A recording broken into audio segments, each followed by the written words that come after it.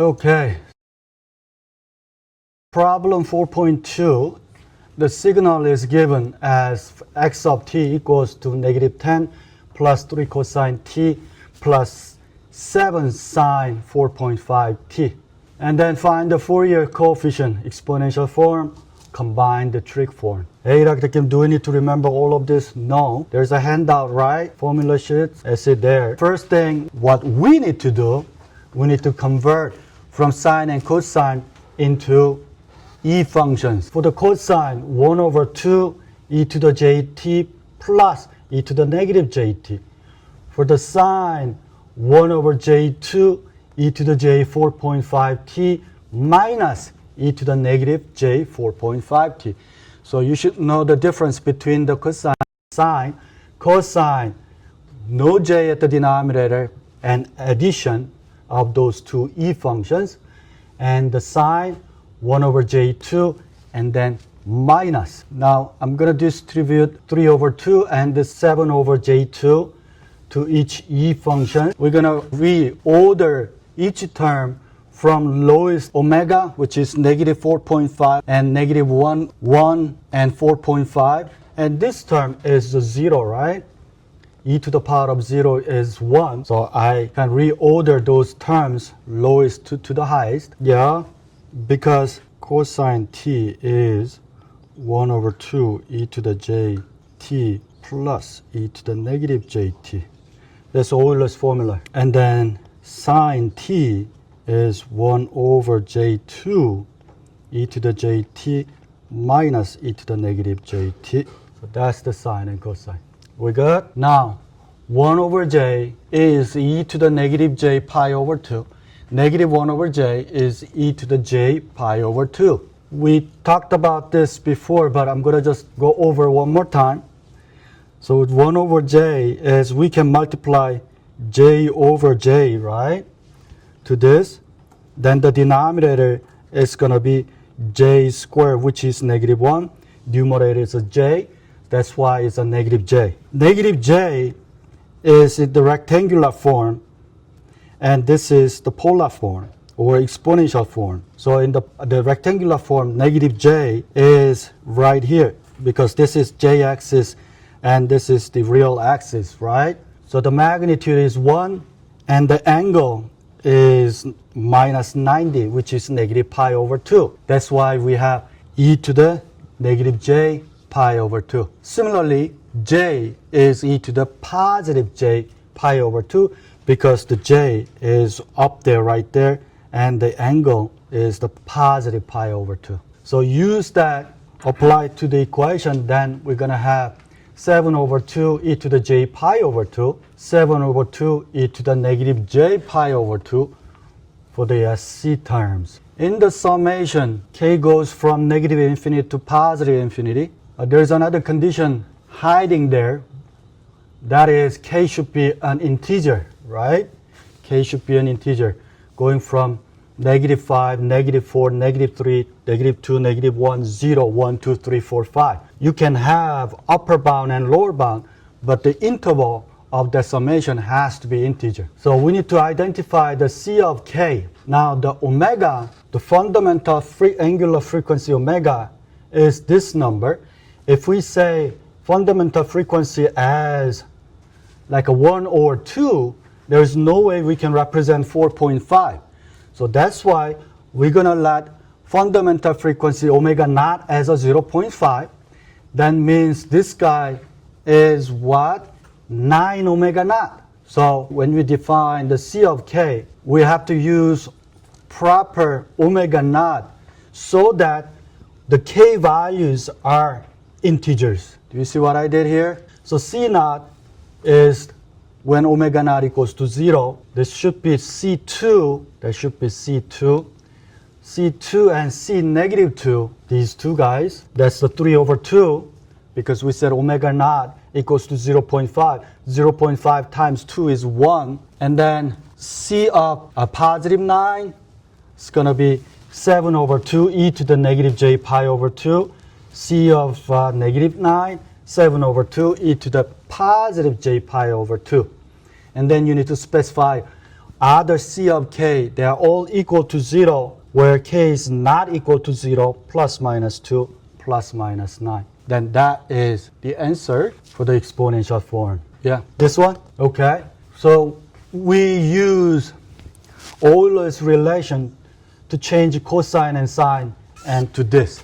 And then we're going to organize from lowest omega to largest omega in the middle number between j and t. That's the omega naught. Once you do that, now we need to identify C of k.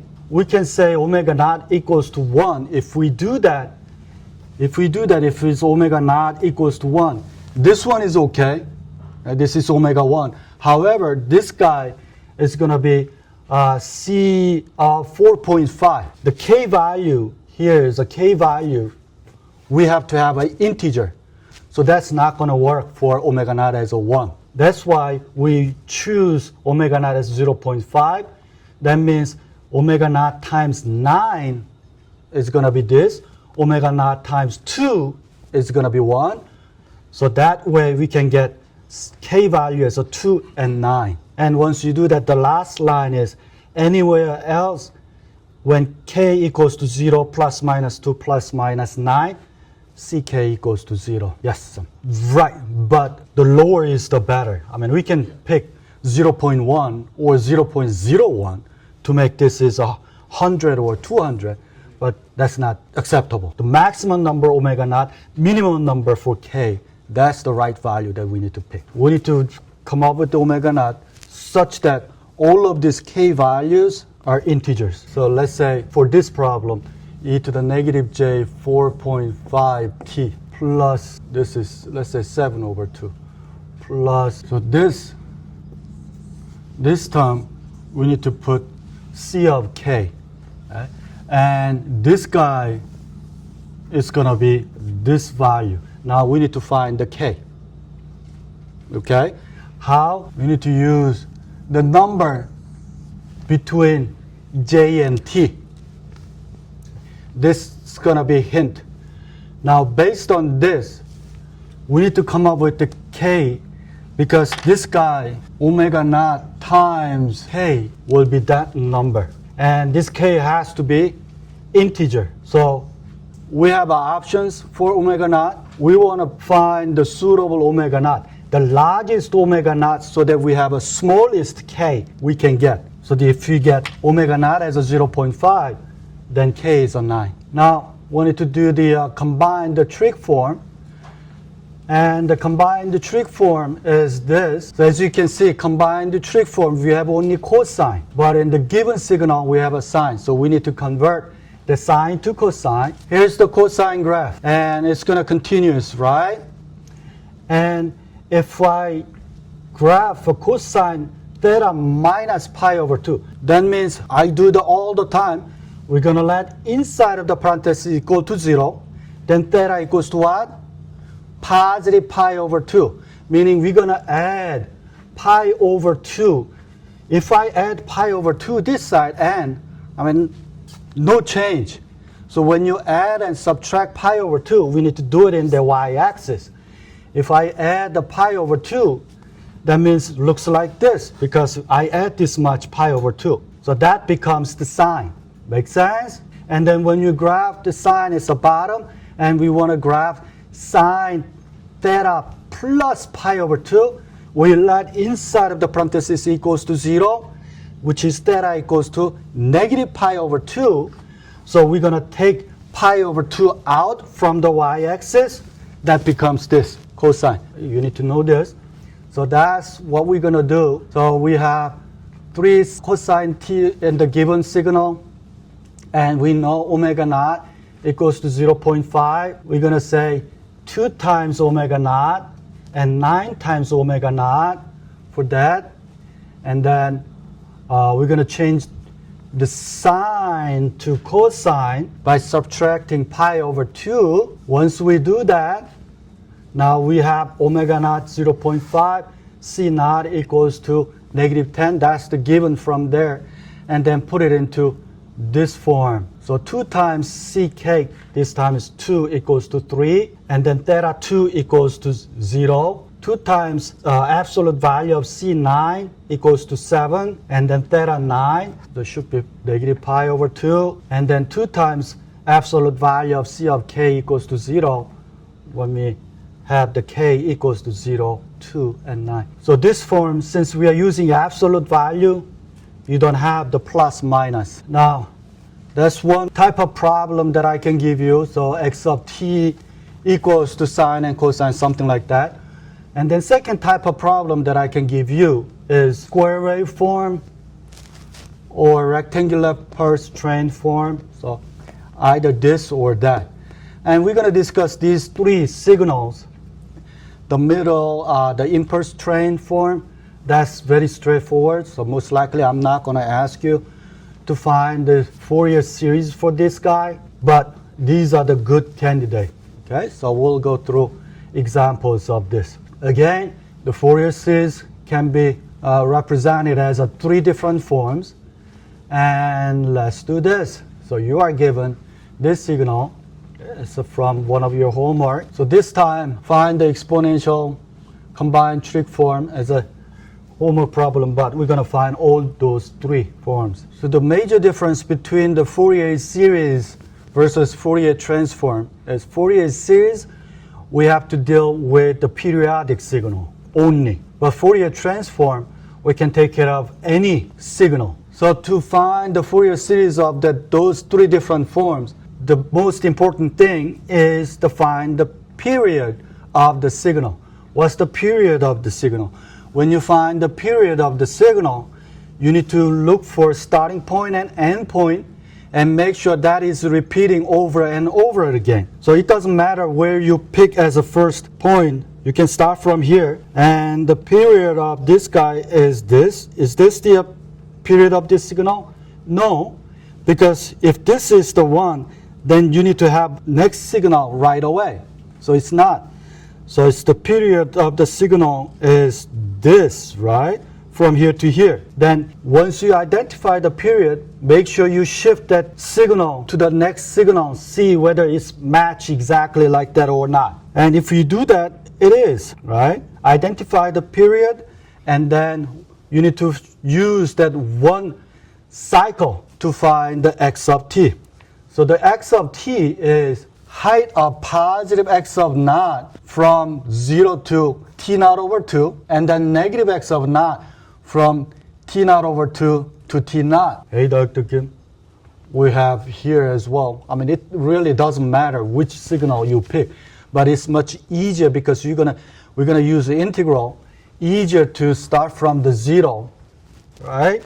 It's gonna be much easier starting from the 0 if the period starts from the 0. So now we're going to substitute this into C of k. Then x of naught is just a constant, and x of naught over fundamental period of this signal, which is t of naught, going from 0 to t naught over 2, and then e to the negative jk omega naught t dt, minus is from negative x of 0. Negative x of 0 is the numerator, that's the minus coming from. And in this signal, we're going from t over 2 to t naught, e to the negative jk omega naught t. And then the first term, we have x naught over t naught, 1 over negative jk omega naught from this power. And then e to the negative jk omega naught t going from 0 to t over 2. And then next term is negative jk omega naught times going from t naught over 2 to t naught. And then you just plug in t naught over 2 and 0 into the equation. Then we have that. Then, so when you distribute this negative sign, this is negative, this is positive, positive, and positive. We combine that, and negative 1 from here, and negative of that guy. And we know t naught is 2 pi over omega naught for sine and cosine, or all of those periodic functions. So we're going to apply t naught equals to 2 pi over omega naught from here, here, and here. Anywhere you see t naught, we're going to replace them by 2 pi over omega naught. And then omega naught will cancel out. We get jx naught over 2 pi k, and 2 times e to the negative jk pi minus 1 minus this guy. And we have a negative j at the denominator. I'm going to move to the numerator and change the sign. So that's why we have a j in the numerator in the last equation. Now, we want to check for k values. Check for k as an odd or k as an even. If k is odd, meaning I just substitute k as a 1, then we have this, and c of k equals to jx naught over 2 pi, because k is 1, k is 1, k is 1, and then that is e to the negative j pi. What is it? This guy, e to the negative j pi. When we graph this, the magnitude is 1, and then negative pi is right there. So what is this? This is 1, this is negative 1, so this is negative 1. And then e to the negative j2 pi is what? It's going the negative direction for 2 pi, going back to where it started, which is just a 1. That's why we have the first term as a negative 2, negative 1, and negative 1. When we have an even, so I substitute as a 2, then this time this is positive because of the 2 pi, and 2, negative 1, negative 1. So based on this observation, we can say c of k is negative j 2 times, because it's giving us negative 4. Negative 4 divided by 2, that. So negative j 2 times x naught over pi k when k is odd. And k is even, it's going to be 0. So we got c of k, that's what we have. So now for the exponential form, that's the coefficient from c of k. Exponential form, you need to just substitute c of k here and done.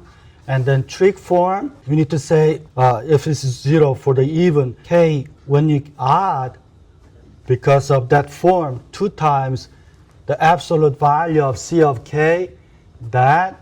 And then we need to take care of the negative j, which is negative pi over 2. So we ended up getting that as the final form. So I'm showing you these 3 different forms. So the first thing we want to do is finding c of k.